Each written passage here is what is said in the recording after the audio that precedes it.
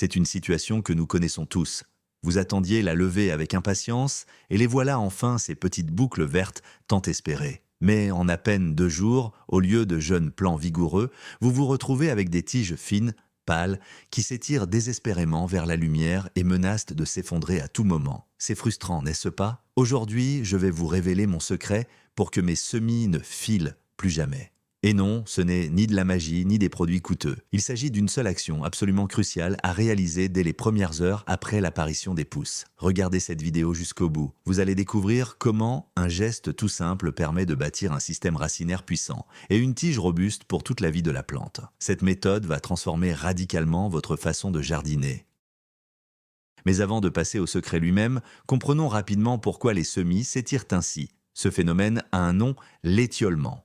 Pour faire simple, quand la plante manque de lumière, elle croit qu'elle est encore sous terre. Son programme génétique lui crie alors « monte le plus vite possible pour atteindre le soleil ». Le problème, c'est que la chaleur accélère ce processus. Dans nos appartements, il fait souvent autour de 25 degrés, ce qui agit comme un catalyseur. Résultat, on combine un manque de lumière et un excès de chaleur. C'est la recette parfaite pour une catastrophe. La plupart des jardiniers essaient de réparer les dégâts après coup en rajoutant du terreau ou en utilisant des régulateurs de croissance. Mais tout cela, ce n'est que du bricolage pour sauver ce qui a déjà mal commencé. Notre méthode, elle, consiste à éliminer la cause du problème au moment le plus critique et le plus vulnérable de la vie de la plante. Déterminons maintenant le moment crucial, ce véritable point de non-retour, après lequel il sera déjà trop tard pour agir. Il ne s'agit ni du jour du semis, ni de l'apparition de la toute première pousse timide. La fenêtre de tir décisive s'ouvre au moment précis de la levée générale. Concrètement, qu'est-ce que cela signifie? C'est l'instant où, en observant vos bacs, vous constatez qu'environ 50 à 70% des graines ont percé et forment leur petite crosse.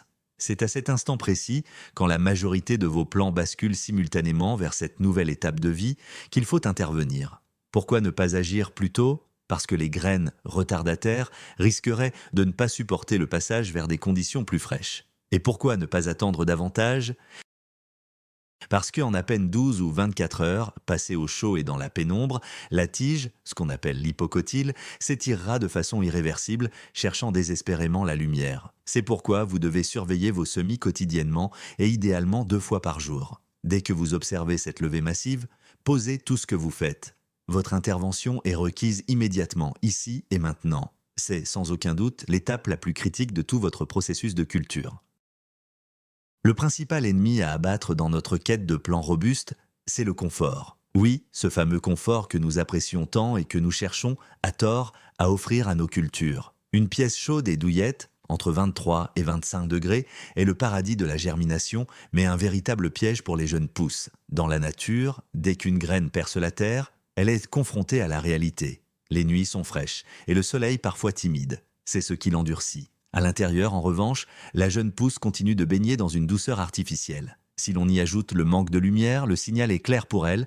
Nous sommes encore sous terre, il faut grimper au plus vite. La plante délaisse alors ses racines pour tout miser sur l'élongation de sa tige. Notre mission est de déjouer ce programme ancestral. Nous devons recréer artificiellement la rudesse du printemps pour faire croire à nos plants qu'ils sont déjà à l'air libre. L'objectif est simple, les forcer à stopper leur course effrénée vers le haut pour se concentrer enfin sur l'essentiel, un développement solide et vigoureux. Il est temps de jouer carte sur table. Mon secret pour des semis vigoureux, c'est de leur infliger un stress immédiat et radical. Dès que la majorité des graines a germé, j'instaure un véritable régime spartiate. Oubliez la douceur et les petits soins. Vos plantes ont besoin d'un électrochoc. Ce stress repose sur 2 piliers indissociables.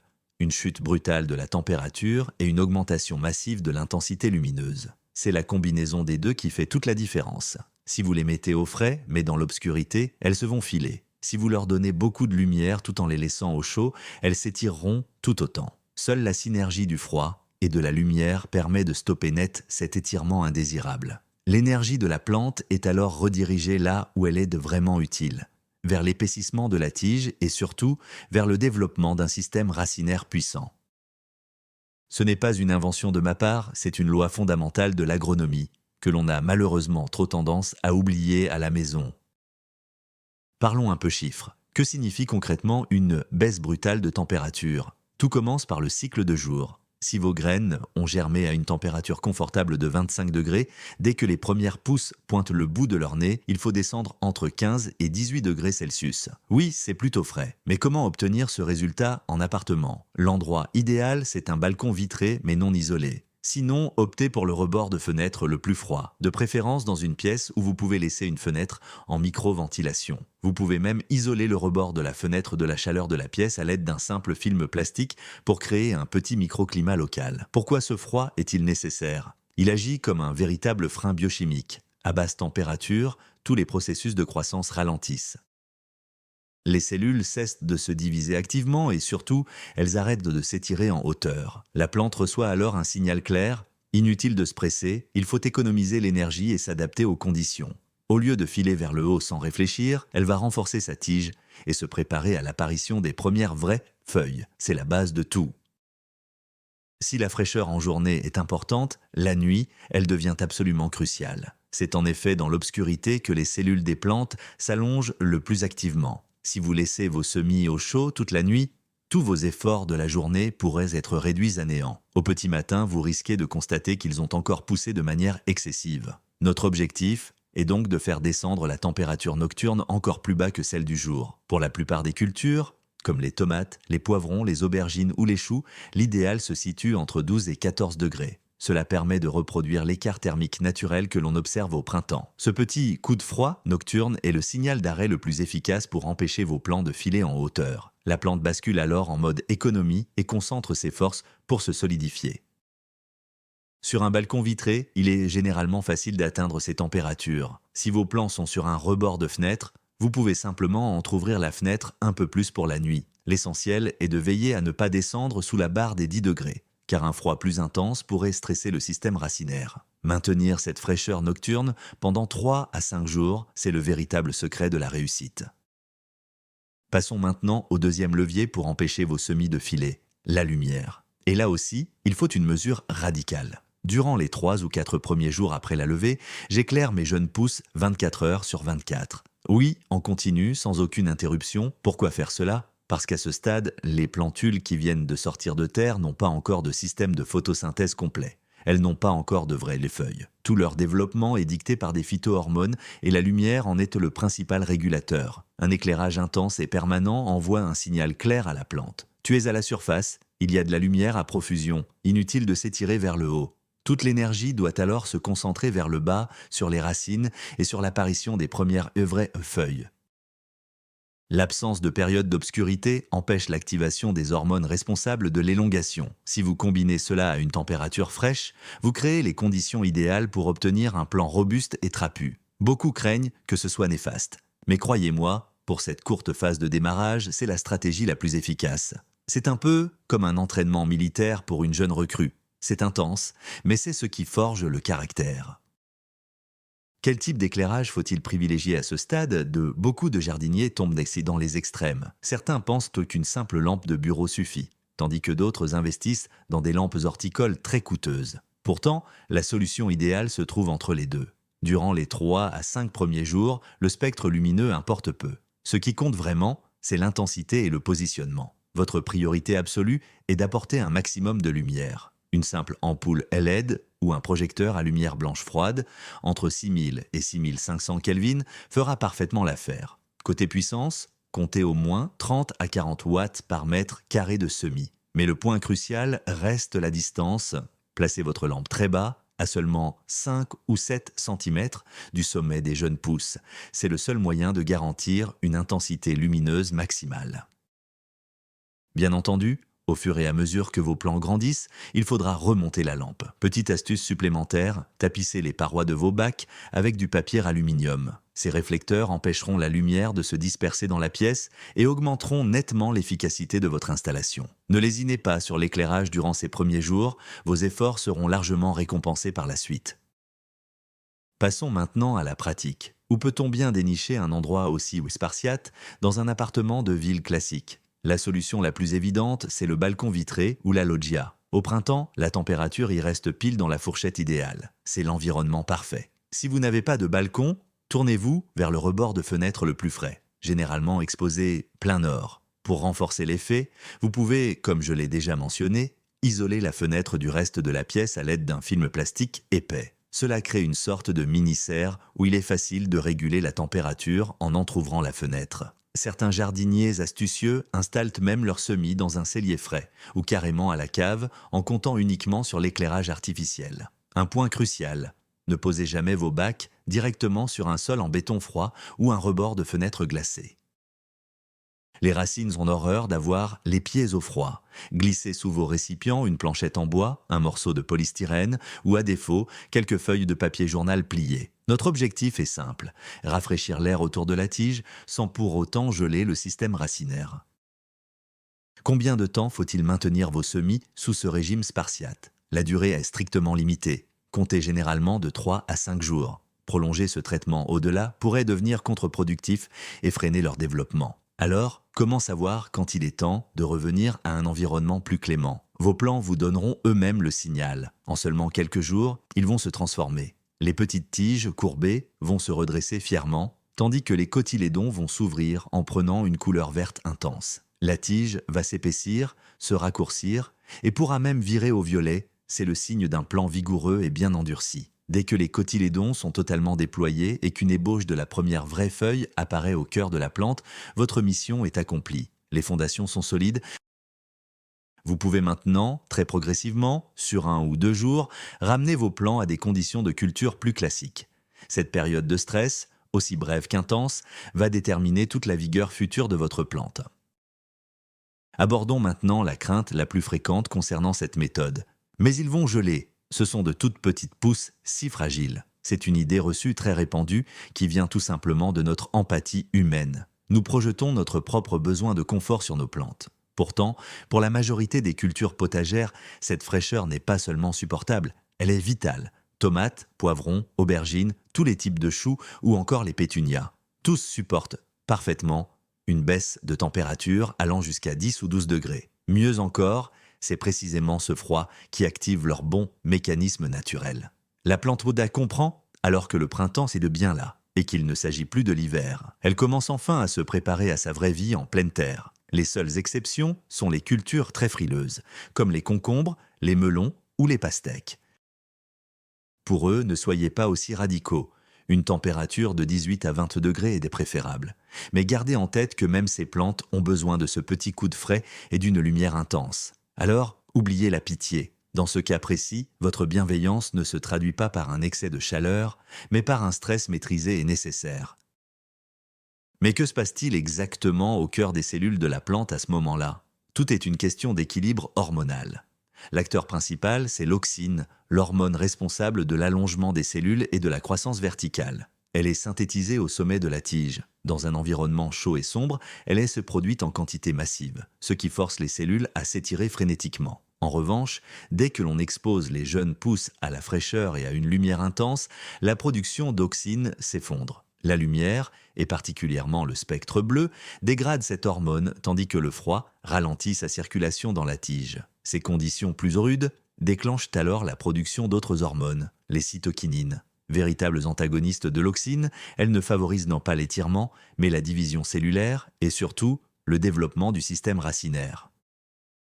En clair, nous ne nous contentons pas de freiner la pousse vers le haut, nous reprogrammons littéralement la biochimie de la plante pour qu'elle se développe en largeur et en profondeur. La plante cesse de s'épuiser à monter pour enfin s'ancrer solidement. Ce basculement hormonal, opéré dès les premiers jours, va perdurer et garantir un développement parfaitement équilibré à l'organisme tout entier. Et si vous aviez raté le coche? Un moment d'inattention, un week-end d'absence, et à votre retour, ce ne sont pas de jolies pousses que vous trouvez dans vos caissettes, mais de longs filaments pâles et fragiles affalés sur le terreau. Peut-on encore sauver la mise? Pour être honnête, pas totalement. Une tige qui s'est ainsi étiolée ne pourra jamais raccourcir ni s'épaissir par miracle. C'est un peu comme si les fondations de votre maison étaient déjà de travers. Certes, vous pouvez tenter quelques gestes de secours pour limiter les dégâts. La technique la plus classique consiste à rajouter délicatement du terreau jusqu'aux petites feuilles d'origine, les cotylédons. Cela permet de soutenir la plante et de favoriser l'apparition de racines secondaires sur la partie de la tige désormais enterrée. On peut aussi avoir recours à des régulateurs de croissance pour freiner chimiquement cet élan, mais comprenez bien une chose, ce ne sont que des béquilles. Un plant qui a filé, dès ses premiers jours, restera toujours plus chétif que les autres. Son système racinaire sera moins vigoureux. Il sera bien plus exposé aux maladies, comme la fameuse fonte des semis. Et, au bout du compte, votre récolte sera moins généreuse. Dans ce domaine, la prévention reste, et de loin, votre meilleur allié. Pour bien visualiser la différence, voici imaginer 2 bacs de semis de tomates, semés exactement le même jour. Le premier reste au chaud, sur le rebord d'une fenêtre. Le second, dès l'apparition des premières pousses et talents et pousses, est placé sur un balcon frais, sous une lampe horticole allumée 24 heures sur 24. Une semaine plus tard, le résultat est frappant. Dans le premier bac, les plants sont hauts, frêles, d'un vert pâle, avec de longues tiges qui s'étirent inutilement. Ils cherchent désespérément la lumière, se penchent vers la vitre et commencent déjà à s'affaisser. Dans le second bac, les semis sont 2, voire 3 fois plus courts. Mais regardez-les bien, ils sont trapus, avec des tiges robustes et épaisses, affichant une légère teinte violette. Leurs premières feuilles sont larges, d'un vert profond, et on distingue déjà nettement l'apparition des feuilles suivantes. Si l'on sort délicatement un plan de chaque bac, le contraste est encore plus flagrant. Le semis qui a filé n'a qu'une seule longue racine très fine. Mais notre petit spartiate, lui, possède déjà un système racinaire dense, un véritable éventail de petites racines blanches prêtes à nourrir la plante. À votre avis, lequel de ces 2 plants donnera la meilleure récolte? Je crois que la question ne se pose même plus. Un aspect crucial à ne pas négliger durant cette phase de fraîcheur, c'est l'arrosage. Ici, une règle d'or prévaut. Mieux vaut un manque d'eau qu'un excès. Avec le froid, l'évaporation est très lente et, comme le système racinaire est encore minuscule, il ne consomme qu'une quantité dérisoire d'eau. Si vous arrosez vos jeunes pousses comme vous le feriez en temps normal, vous allez transformer votre terre en véritable marécage. Or, le froid combiné à l'excès d'humidité, c'est la porte ouverte à la pire ennemie des semis. La fonte des semis. Ce champignon s'attaque directement au collet de la plante. La base de la tige noircit, s'affine, et la petite pousse finit par s'effondrer. À ce stade, il est impossible de la sauver. C'est pourquoi, durant les 3 à 5 premiers jours de ce régime de stress, je n'arrose pratiquement pas. Si le terreau était assez humide lors du semis, je m'abstiens totalement. Sinon, j'interviens avec une précision chirurgicale, goutte par goutte, à l'aide d'une pipette ou d'une seringue, et seulement si la surface semble vraiment sèche. La terre doit rester à peine humide, presque sèche au toucher. C'est aussi cela, l'éducation spartiate. Concentrons-nous à nouveau sur ce qui se passe sous terre en ce moment précis, car c'est là que tout se joue. Lorsqu'une jeune pousse rencontre des conditions difficiles en surface, comme le froid ou un excès de lumière, son instinct la pousse à mobiliser toutes ses ressources pour s'ancrer et chercher de quoi se nourrir. Elle privilégie alors le développement de ses racines. Au lieu de gaspiller l'énergie précieuse contenue dans la graine pour faire monter sa tige, elle se met à bâtir son système souterrain. Dans un sol frais, ce processus prend du temps, mais il gagne en robustesse. Ce n'est pas une simple racine qui s'allonge, mais tout un réseau dense et ramifié qui se déploie. Ce chevelu racinaire, puissant, deviendra par la suite la pompe indispensable pour alimenter la plante adulte en eau et en nutriments. Un jeune plant doté d'un tel système supportera bien mieux le repiquage, s'adaptera plus vite en pleine terre et sera bien plus résistant face à la sécheresse ou aux maladies. Et c'est justement là, dans les tout premiers jours suivant la levée, que se jettent les bases de cette réussite. Et voilà, les 3 à 5 premiers jours de régime militaire sont derrière nous. Nos jeunes plants se sont endurcis, ils sont plus vigoureux et prêts à passer à un rythme de vie normal. Alors, à quoi doit ressembler ce nouveau régime? Tout d'abord, attention. Il ne faut surtout pas replacer les plantes dans une chaleur excessive. L'objectif est de créer un environnement optimal pour la photosynthèse et une croissance harmonieuse. Désormais, la température idéale pendant la journée se situera entre 20 et 22 degrés. La nuit, elle doit rester plus fraîche, environ 16 à 18 degrés. Ce maintien d'un écart de température entre le jour et la nuit est essentiel durant toute la phase de culture. C'est le secret pour éviter que vos plants ne s'étiolent et ne commencent à filer. Côté lumière, on arrête l'éclairage en continu. Les plantes ont impérativement besoin d'une période d'obscurité pour que leur processus biologique se déroule normalement. On passe donc à un éclairage de 12 à 14 heures par jour, ce qui est amplement suffisant pour la plupart des variétés. Enfin, l'arrosage devient progressivement plus régulier, tout en restant modéré. Veillez à bien laisser la surface du terreau sécher entre 2 apports d'eau. Dans ces conditions, vos jeunes pousses continueront de grandir de façon saine, forte et robuste. Y a-t-il des spécificités selon les variétés? Dans l'ensemble, cette méthode est universelle, mais on peut y apporter quelques nuances. Par exemple, pour les cucurbitacées, comme les concombres, les courgettes ou les melons, le choc thermique doit être plus modéré. Ne descendez pas jusqu'à 15 degrés, restez plutôt entre 18 et 20, car ce sont des plantes qui aiment la chaleur. Les poivrons et les aubergines, eux, sont très gourmands en lumière. L'intensité de l'éclairage est donc primordiale pour leur développement. Pour les choux, c'est l'inverse. Ils sont très rustiques. On peut les maintenir sans problème entre 10 et 12 degrés, ils n'en seront que plus vigoureux. Les tomates sont sans doute les plus réactives à cette technique. On voit tout de suite l'effet. Elles deviennent bien trapues et prennent cette teinte violacée si caractéristique. Cette méthode fonctionne aussi à merveille pour les fleurs, comme les pétunias ou les lobélies. Leurs semis sont si minuscules qu'ils ont tendance à filer très vite, et ce traitement leur donne un excellent départ. L'essentiel est de bien saisir le principe de base et de savoir l'adapter à chaque plante en observant attentivement sa réaction. Même avec la bonne méthode en main, il est facile de commettre quelques erreurs de parcours.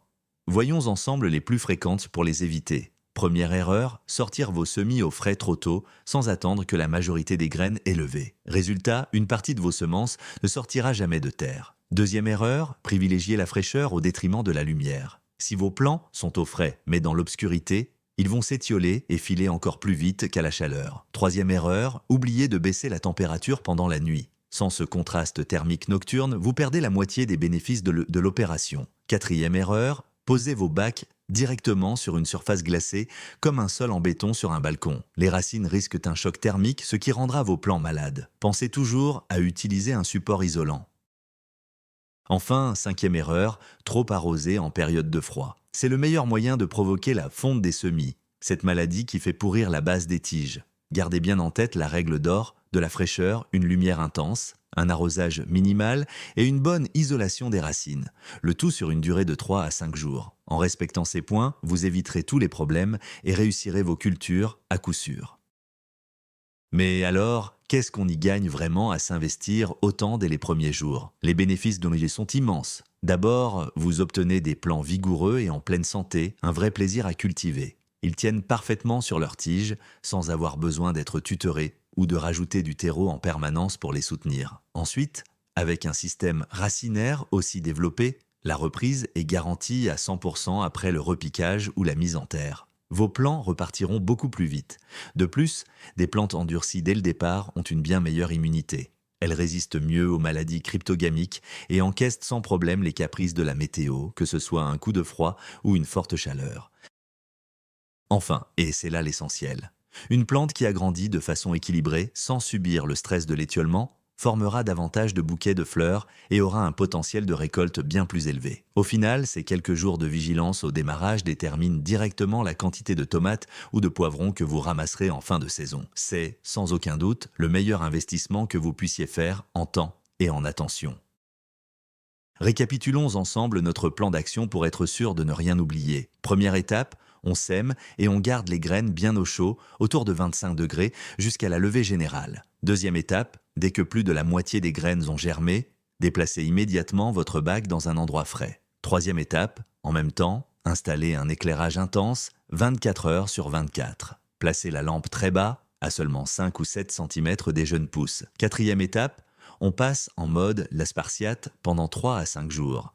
Visez 15 à 18 degrés le jour et 12 à 14 degrés la nuit. Pour l'arrosage, c'est le strict minimum, voire rien du tout. Cinquième étape, une fois que les cotylédons sont bien déployés, on revient progressivement à des conditions normales. Entre 20 et 22 degrés le jour, 16 à 18 la nuit, avec 12 à 14 heures de lumière quotidienne. Et voilà, 5 étapes simples pour des semis parfaits. Essayez cette méthode une fois et je vous garantis que vous ne ferez plus jamais autrement. Alors, qu'est-ce qu'on retient de tout ça? Le pire ennemi de vos jeunes pousses, c'est en réalité notre propre confort. Un appartement bien chauffé, allié à une lumière trop faible, c'est le cocktail fatal pour des plantes qui viennent de naître. Le secret, pour obtenir des semis robustes et bien trapus, ne se trouve ni dans les engrais, ni dans les stimulants. Tout se joue dans une éducation spartiate durant les 3 à 5 premiers jours de vie. Un simple transfert au frais, sous une lumière intense, et vous programmez déjà une récolte record.